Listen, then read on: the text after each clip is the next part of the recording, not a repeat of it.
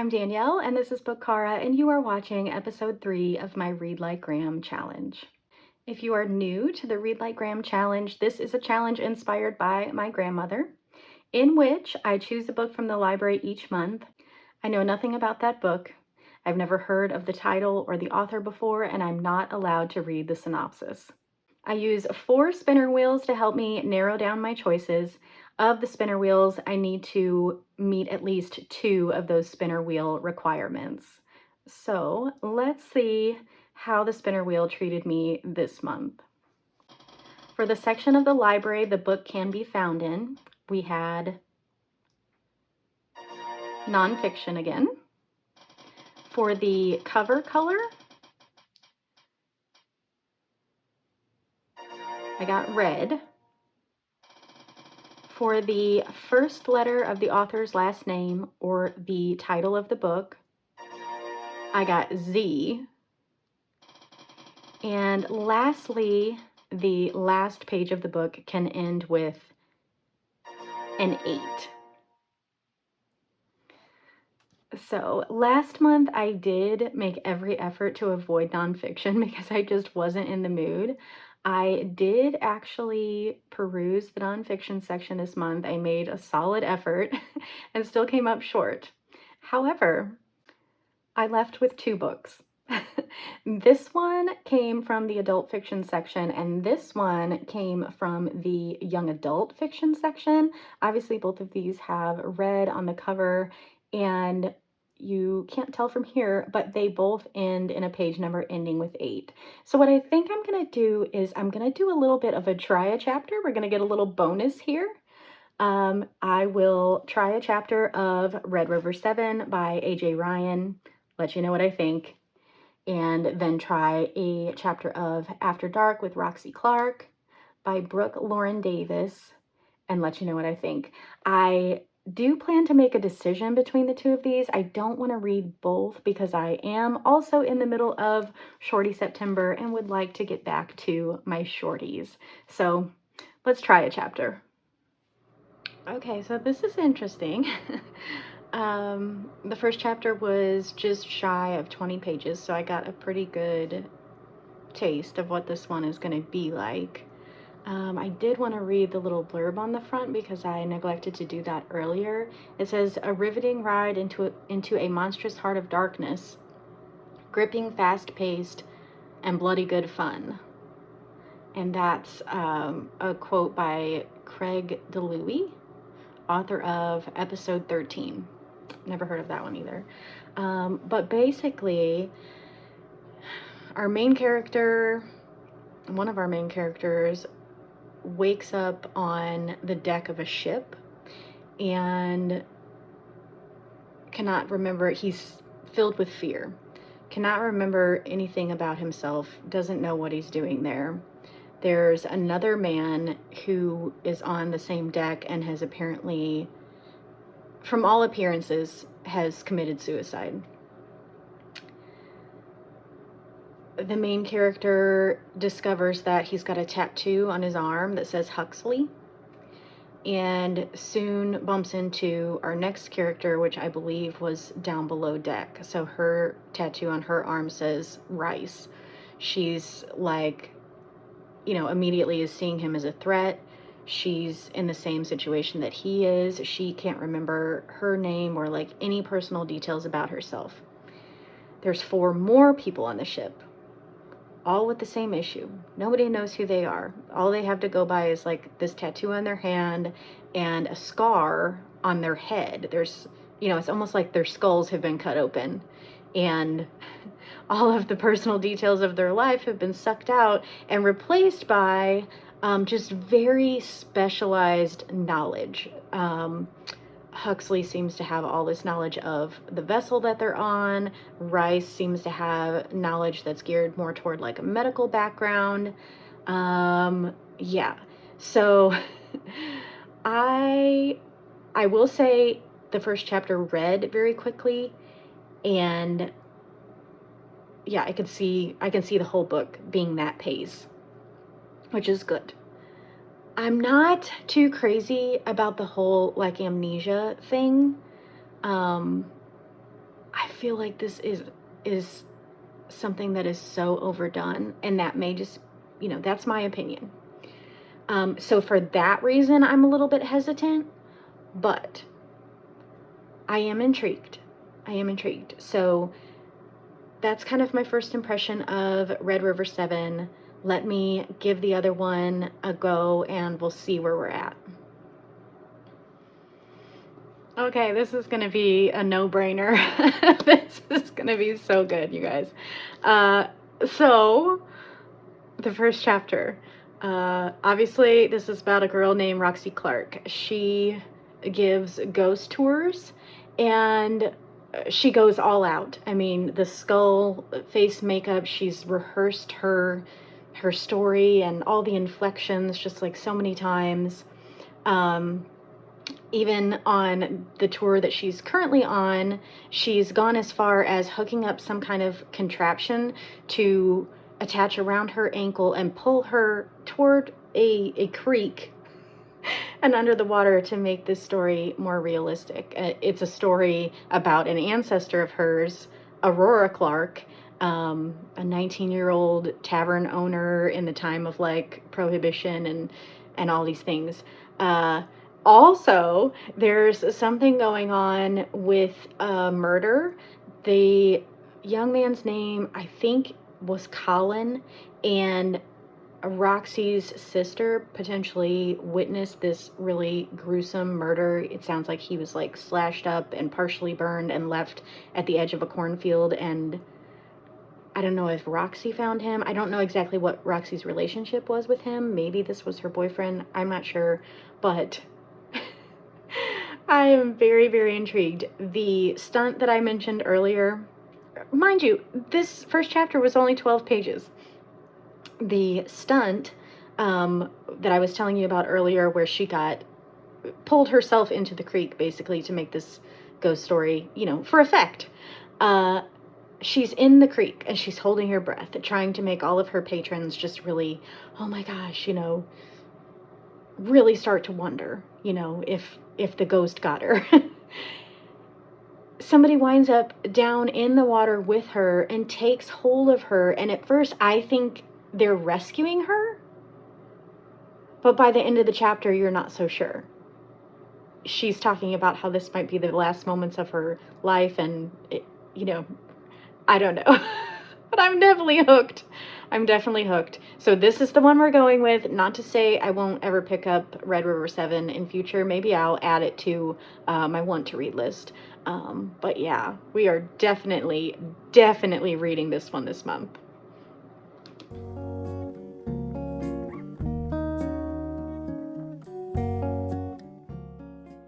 Okay, so I've been tuned into Reading Friends over on Brittany's channel this morning.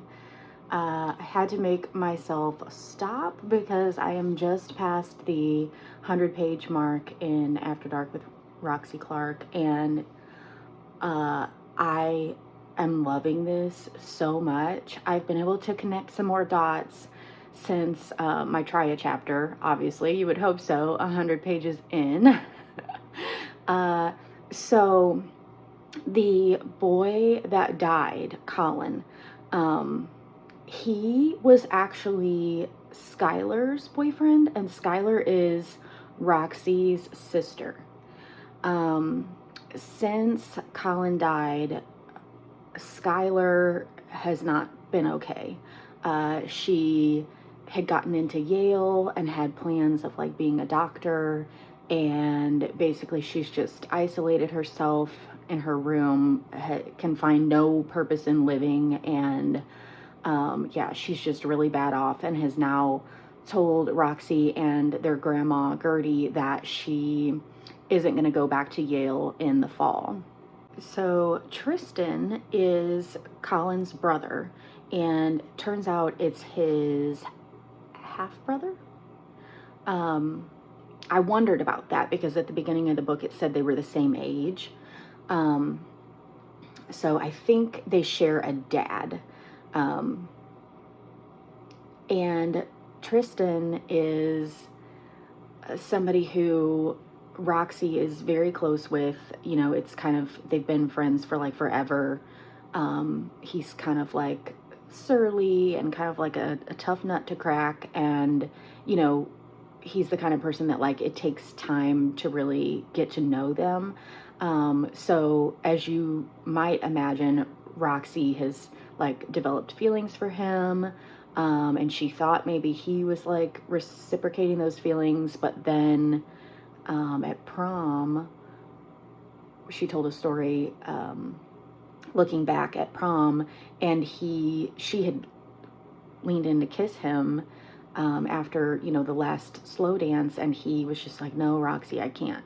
So there's like more to that I feel like we're gonna learn as we go along. So Roxy has most recently remembered that Colin had a gift that he was going to give to Skylar before she went away to Yale. And she got Tristan's permission to like go in Colin's room. And she's familiar with this house because it used to be her aunt Violet's house. And she knew about kind of like a hidden, you know, like a loose floorboard and a hidden compartment in there. And she found this gift that Colin had planned to give to Skylar and a card along with it. Well, she was just certain that this card would like be very loving and maybe help Skylar kind of get out of her funk. You know, like inspire her, like, you know, because Colin believed in her, and maybe this would motivate her to continue her education at Yale and come out of her bedroom. So Roxy gives Skylar the gift. It was a daisy necklace, and the card. Well,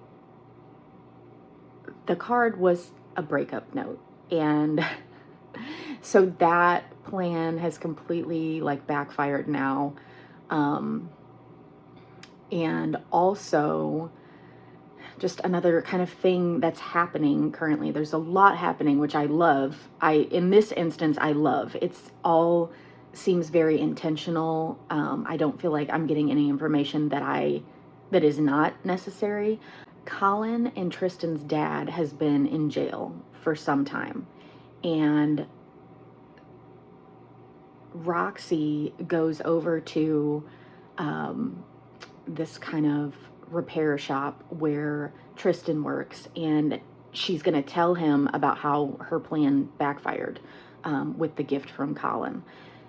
And as she's approaching, Tristan is having a confrontation with this man that turns out to be their dad. He's out of jail, and it appears that Tristan is like looking for something for the dad in the hopes of just like appeasing him and getting him back out of their lives. And the dad is like an absolute douche. Like he's not cool. He's just, the way he talks down to Tristan, and just a really shady character, has said something to Roxy that made her feel incredibly uncomfortable. And yeah, he's meant not to be liked, and I truly do not like him. I'm kind of curious at this point if he was the guy that showed up at her ghost tour at the beginning of the book. I guess we'll see. But yeah, there's just definitely a lot going on, and I love the way that everything is being revealed. And yeah, again, I had to make myself stop to do this update. So yeah, I will update you again soon.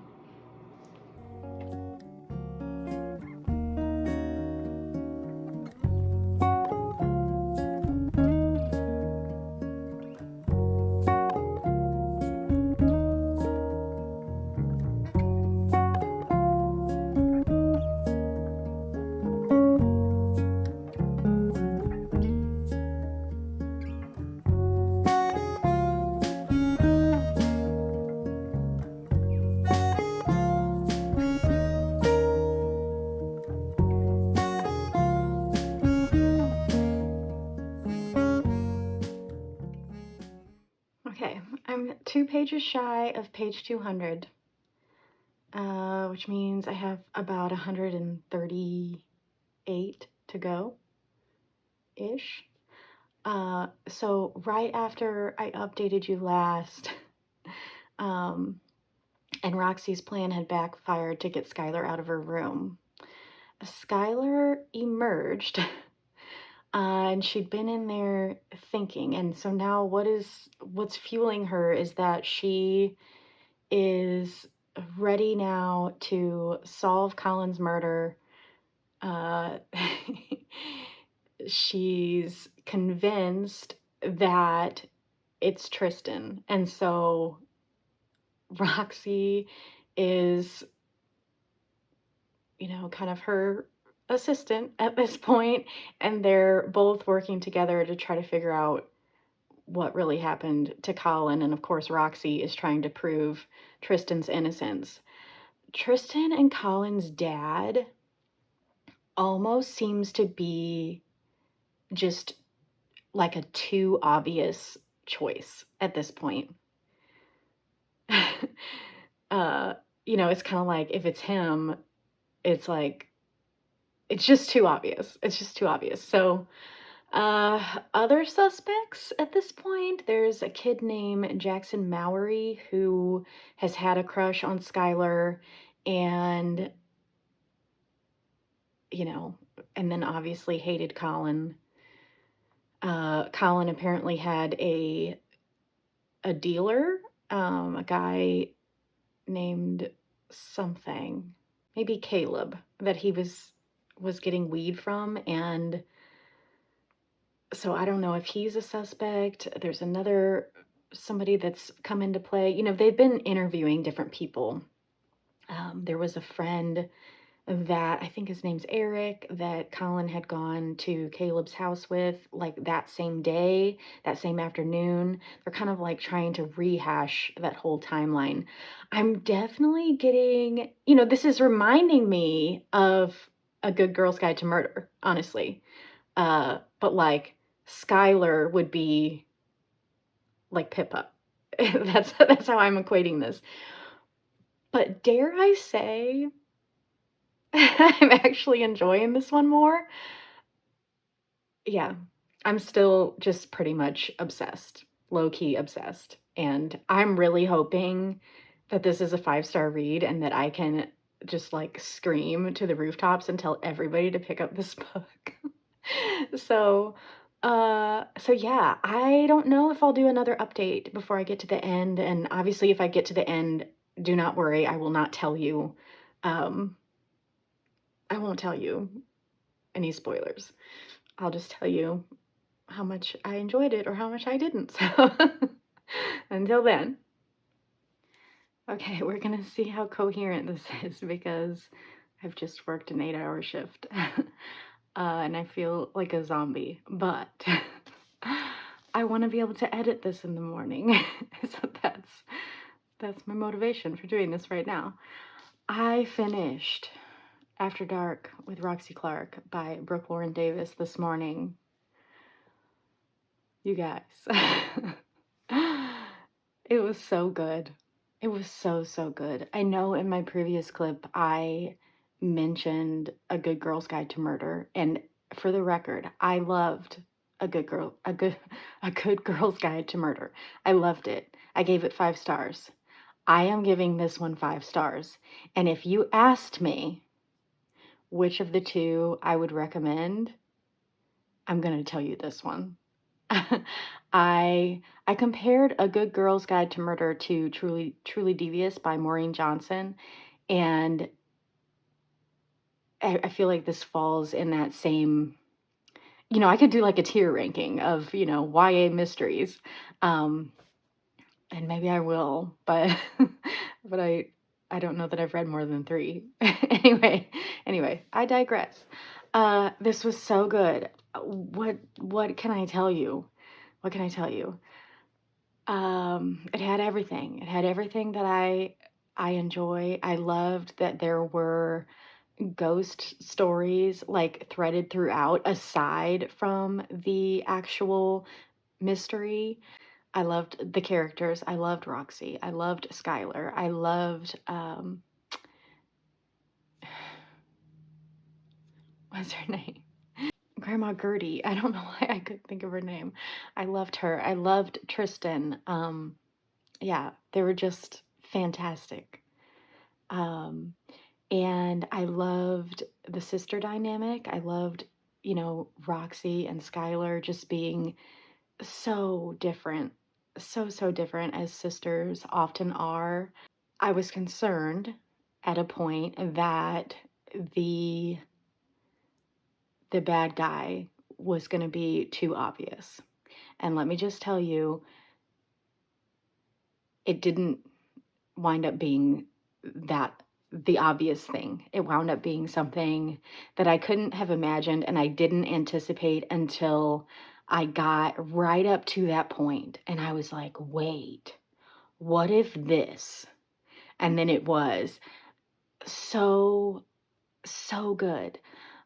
The writing is really, really good. The story is really, really good. There were a couple like minor editing things that I noticed, but it wasn't enough to take me out of the story. It wasn't enough to make me love it any less. So, heck to the yes. Read this book. I didn't mention it before. It's set in Whistler, Indiana. So I'm a Midwest girl. That was cool. Definitely related to that. Um, let's read the back and the inside flap. So the back, this is actually, I guess, about her first book. I did find out that this is the author's sophomore novel, so I think that means it's her second book. The back says praise for the hollow inside, so I'm assuming that is her first book. Okay, well, if that's all about, it's just all good things about her first book. The inside flap is more the synopsis. It says, the Clark curse. Oh, yeah, that's something else I wanted to mention to you.